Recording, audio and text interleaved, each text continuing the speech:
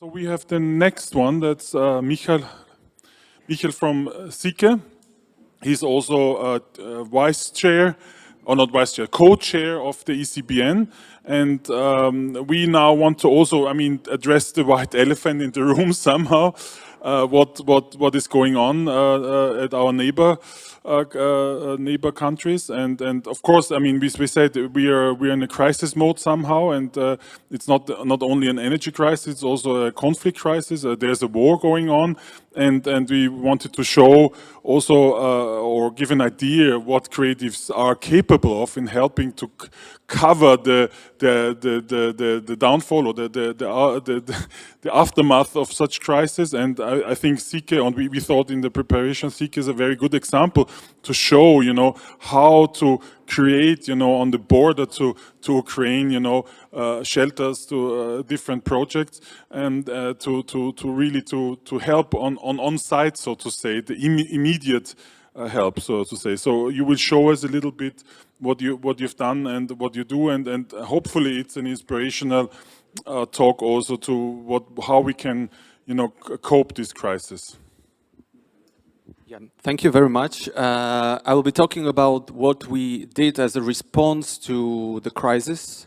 So I borrowed this picture because it looks very positive, but we all remember this date, and it doesn't mean that COVID ended in media, but it means that Russia invaded Ukraine, and this happened immediately. So Košice is 80 kilometers from the Ukrainian border, and the refugee crisis started immediately.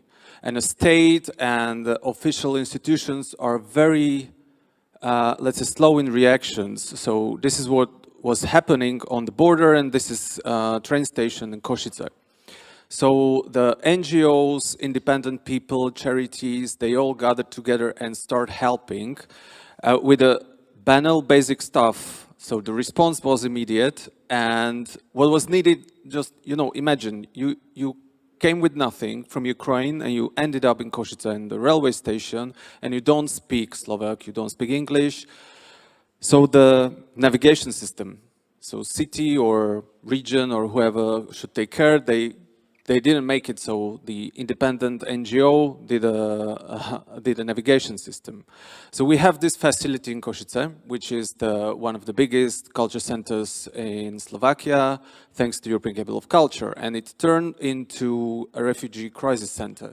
So all the aid was collected there, and for, I think, 3 or 4 months, people working in the organization, which is called K13, they were collecting and helping together with Ukrainian and other volunteers the aid for Ukraine, and collecting the bags with the clothes and everything was needed and sending it to Ukraine. So this is Shigeru Ban. Shigeru Ban is a famous Japanese architect. He's also part of high-level roundtable of the New European Bauhaus. And he was very generous that he offers his IP of this paper partition system. So we took part with Manifest 2020, which is an organization from Bratislava, and we identify spaces in Eastern Slovakia, which is, in our case, it's a power plant in a city or village called Vojany, and we build together with Samaritans, we build 20 or 25 cells for partitions for people to have a privacy, because it's a large capacity refugee center in Eastern Slovakia. It also happened in other cities, so this is where it happens as well. So you can see it's not just Slovakia, of course, it's Poland, Romania, Hungary, and other countries which are facing the influx of the people from Ukraine, and the response is needed and immediate. So what we need is, you need dedicated people, and you really need a human network to be able to help. So what I did in my organization, I agreed with my people that they can dedicate a certain amount of their working hours in order to help anyhow volunteer towards Ukraine crisis. So this is my colleague helping to pack and collect stuff. So what they did, they also arranged transports from the border. So this is just an example. They helped a group of disabled people from somewhere from Kharkiv to fair to the Slovakian border, and then they help them to get to Italy. And they find a new home there, probably, or they went somewhere else. They find jobs as well, and they made it to local media. So this is just the evidence that the help which is packed in Slovakia got to the front, or got to the hospitals, or got wherever it is needed. That's another, my colleague and independent filmmakers from Austria and Slovakia who decided to make a collection for art therapists working in Vinica in Ukraine, helping displaced children to cope with the war. And this is what came back as a postcard, and thanks to Slovak and Austrian filmmakers and people who helped. So this is really, I can't use the word banal, but it's simple human level of help we try to provide. And those are three of my colleagues with Andrei. Andrei is from Belarus, and I will talk about him later, the guy with the glasses. He's an urban activist from Minsk who lived in Kiev and had to flee. So when the first shock, or when the first, let's say, immediate responses ended, so we were thinking how to gonna deal with it, because it will last, won't end anytime soon. So we start thinking how to come up with a more systematic approach. So we assessed all the programs or activities we're doing, like hackathons, acceleration programs, and we open up either for topics or for the Ukrainian people or organizations, companies to join. So we organized Hack for Help, which was about coming up with a solution how to integrate Ukrainian people living in Slovakia into the community, so how they can find help, find job. We made it with the biggest job provider web-based platform, which is called profesia.sk. And the Ukrainian/Slovak team won the hackathon, and they also got the prize, 5,000 euros for that, so developing now. Also, the acceleration program we opened for Ukrainian startups. So I think 3 of them took a part. One was half Ukrainian, half Maltese or UK, don't remember. And also, there is a biggest artist in residency program based in Košice called Košice Artists in Residencies. So they open up, and since the February or March, they hosted 6 artists from Ukraine doing their work and exhibiting in Košice what they did. So we also find it very important that we raise awareness.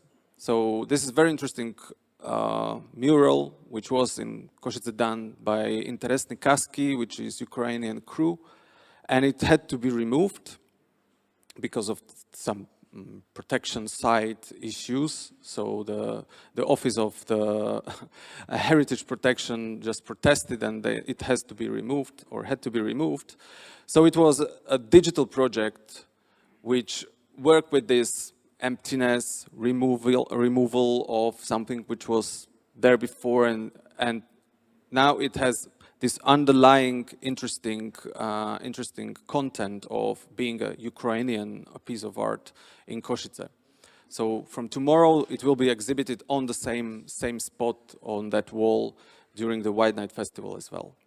So some, let's say, graphic designers and people working with words, they made this very successful export article, which made it to Wall Street and other part of US and different countries. So, well. But most important thing is the people. So we really focus on helping people on other side, helping them to transport, cross the border, and find a safe place either in Slovakia or somewhere else. So here's the story of Andrei. Andrei is a urban activist and architect from Minsk, from Belarus. So he had to flee from Belarus. He chose Kiev to the place where he stay, and then he has to flee Kiev as well. And it took him, let's say, around 3 to 5 days to get to Polish border, and he was refused because of his passport was Belarusian, so he couldn't cross the border. But he has a cat, and he took a cat with him. So his friends who were fleeing with him as well, they were able to cross the border because of the Ukrainian passes. So they were on the other side, he was on the Ukrainian side, so he just threw the cat over the fence. And that's the lucky picture. They reunite in Poland after his dramatic way through the Slovakian border to Bratislava, and then from Bratislava to the safety. Those two ladies are Tanya and Ivushka, and that's just to remind you how heartbreaking this is. So they spent several days in a shelter in Irpin, and they had to flee after strikes through, and the girl has only 7 years, and she had to cross the dead bodies of their neighbors to get on the last possible train, which then in the night has to, be in the dark, and it took at least a week to get to the Slovakian border. But now they're safe, and we helped them, we gave them resources, and we sent them somewhere safe. And this is super interesting thing. It's my conversation on the messenger with another urban activist from Ivano-Frankivsk, and I just asked him whether he's okay and what's happening in that part, in western part of Ukraine, and at the end he decided, because strikes on Lviv and other parts of Ukraine were popping up, so he decided that he wants his family to get into safety, so he asked us whether it's okay to cross Slovakian border and help his wife and a kid to go further away, either to Budapest or somewhere to Germany.